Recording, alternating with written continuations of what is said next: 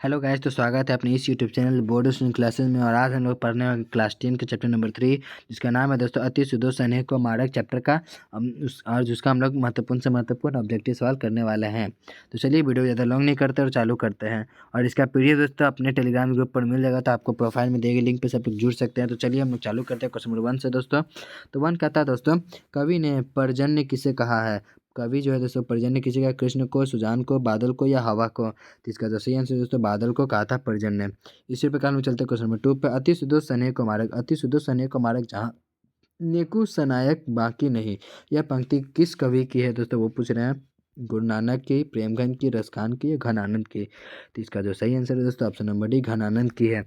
और इसी प्रकार में चलते हैं दोस्तों क्वेश्चन नंबर 3 पे। तो 3 कहता है दोस्तों कि मोह असु असु वन ही ले बड़ी से, कौन कहते हैं ऐसा।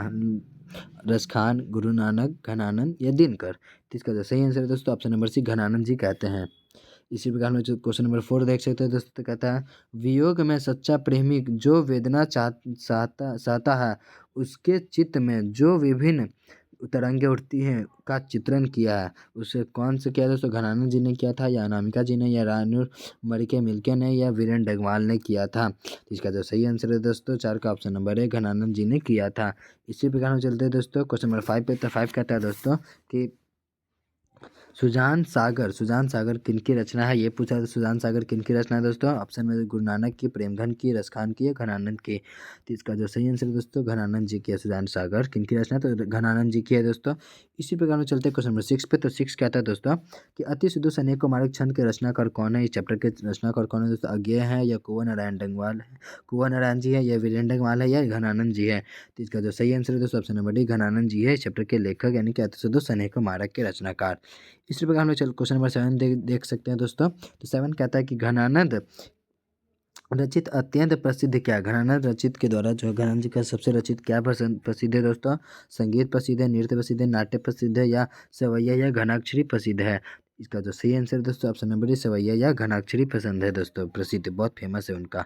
इसी प्रकार हम चलते हैं दोस्तों क्वेश्चन नंबर 8 पे। तो 8 कहता है दोस्तों कि वीर हलीला किनकी रचना है। वीर हलीला किनकी रचना है, तो घनानंद की, प्रेमगन की, रसखान की या गुरु नानक की।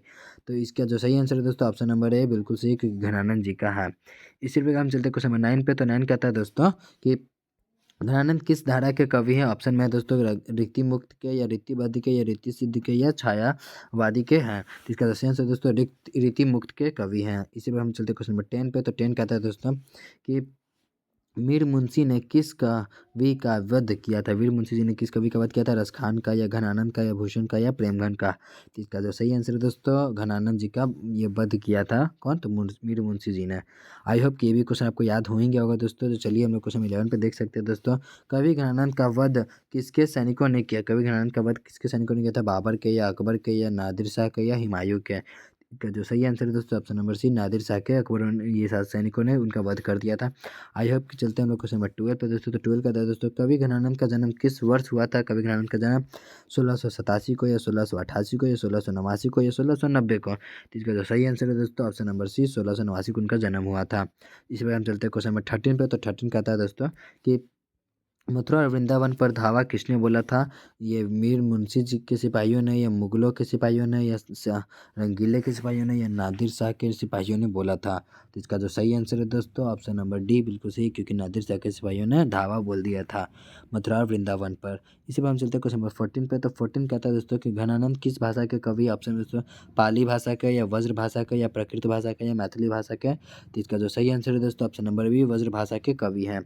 आई होप कि ये भी क्वेश्चन आपको लगभग समझ में याद होंगे होगा दोस्तों। तो चलते हैं हम लोग क्वेश्चन नंबर 15 पे। तो सेनाप शब्द का अर्थ क्या है। ऑप्शन दोस्तों चिंतन, आत्मविश्वास, चतुराई या टेढ़ापन। तो इसका जो सही आंसर है दोस्तों ऑप्शन नंबर सी, चतुराई। इसी प्रकार हम चलते हैं क्वेश्चन नंबर 16 पे। तो 16 कहता है दोस्तों कि परसों शब्द का अर्थ क्या है। परसों शब्द का रस बरसाओ या स्पर्श करो या कल के बाद आना या खाना परोसना। तो इसका जो सही आंसर है दोस्तों ऑप्शन नंबर है स्पर्श करो। परसों शब्द का अर्थ मतलब दोस्तों स्पर्श करो। इसी प्रकार में चलते हैं दोस्तों क्वेश्चन नंबर 17 पर। तो 17 कहता है दोस्तों विराग होने पर कवि घनानंद कहाँ चले गए। ऑप्शन में दोस्तों अयोध्या चले गए थे या काशी या इलाहाबाद या वृंदावन। तो इसका जो सही आंसर है दोस्तों ऑप्शन नंबर डी, वृंदावन चले गए थे। चलिए इसी पे हम लोग क्वेश्चन 18 पे चलते हैं दोस्तों। तो कहता है 18 कि निम्न में कौन प्रेम का पीर है दोस्तों। प्रेम के पीर के कवि कौन है दोस्तों। गुरु नानक, रसखान, घनानंद, सुमित्रानंद पंत। इसका जो सही आंसर है दोस्तों ऑप्शन नंबर सी, घनानंद जी है प्रेम का पीर। इससे भी हम लोग क्वेश्चन 19 देख सकते हैं दोस्तों। तो 19 कहता है निशाक शब्द का अर्थ क्या है दोस्तों। ऑप्शन में ये शंका युक्त या शंका मुक्त या चेतावनी या सच्चा मन। तो इसका जो सही आंसर दोस्तों शंका मुक्त होगा। ये देखिए दोस्तों इसमें दो ऑप्शन में दोस्तों, एक संगता युक्त है और एक संगता मुक्त है दोस्तों। एक संगता युक्त है और एक मुक्त है, तो इसमें सही आंसर क्या है दोस्तों, शंका मुक्त हमने बोला है, सही है संगता युक्त नहीं। आई होप कि सारा ऑब्जेक्टिव आपको याद होंगे होगा लगभग, नहीं याद हो तब दोबारा ऑब्जेक्टिव देखेंगे तो आपको 100% याद हो जाएगा दोस्तों। इस चैप्टर से इतना ही सवाल पूछा है दोस्तों, तो आपको सारा आंसर की मिल गया दोस्तों। यहाँ पर आप लोग देख सकते हैं पूरा का पूरा मैंने जितना ऑब्जेक्ट कराया उसका ऑब्जेक्टिव का आंसर है। तो आप लोग इसका प्रैक्टिस कर सकते हैं। इसका PDF कहाँ मिलेगा दोस्तों, तो हमारे टेलीग्राम ग्रुप पर चैनल पर मिल जाएगा।